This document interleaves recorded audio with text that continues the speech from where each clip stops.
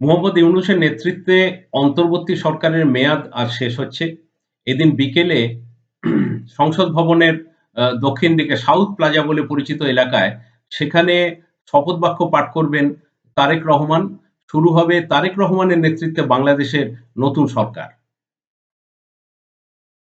মঙ্গলবার সকালে প্রথমে সমস্ত সংসদ সদস্যরা তারা শপথ বাক্য পাঠ করবেন। এরপরে বিএনপির সংসদীয় দলের একটি বৈঠক হবে।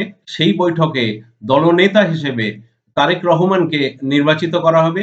এরপরে নির্বাচিত প্রধানমন্ত্রী, মনোনীত প্রধানমন্ত্রী তিনি শপথ বাক্য পাঠ করবেন এবং তার আ ৩৫ জন মতো ও মোট ক্যাবিনেটের সদস্যের নাম তিনি সেখানে ঘোষণা করবেন এবং সেই শপথ বাক্যের পাঠের অনুষ্ঠানে আ দেশি বিদেশি মিলিয়ে প্রায় ১২০০ জন অতিথি উপস্থিত থাকবেন।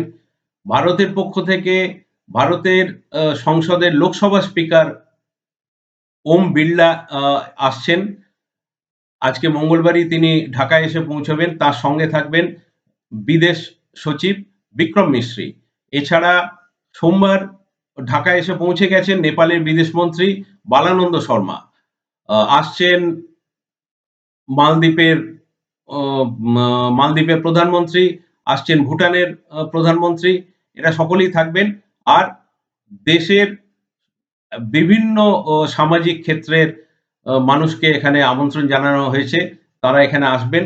তাদের সামনে তারেক রহমান নতুন প্রধানমন্ত্রী হিসেবে শপথ বাক্য পাঠ করবেন। বিএনপি সূত্রে খবর যে ৩৫ জন মতো মন্ত্রিসভায় থাকতে পারেন নতুন ক্যাবিনেটে তার। পরে সেটা বাড়ানো হতে পারে এবং এই ক্যাবিনেটে শরিক দলের অন্তত ৩ থেকে ৪ জন তারা গুরুত্বপূর্ণ দপ্তরের মন্ত্রী হতে পারেন। এছাড়া যা খবর তারেকের তরফ থেকে, তারেক রহমানের তরফ থেকে জামায়াতে ইসলামীকে স্পিকার বা ডেপুটি স্পিকার পদ নেওয়ার জন্য বলা হয়েছিল। কিন্তু জামাত তাতে সাড়া দেয়নি।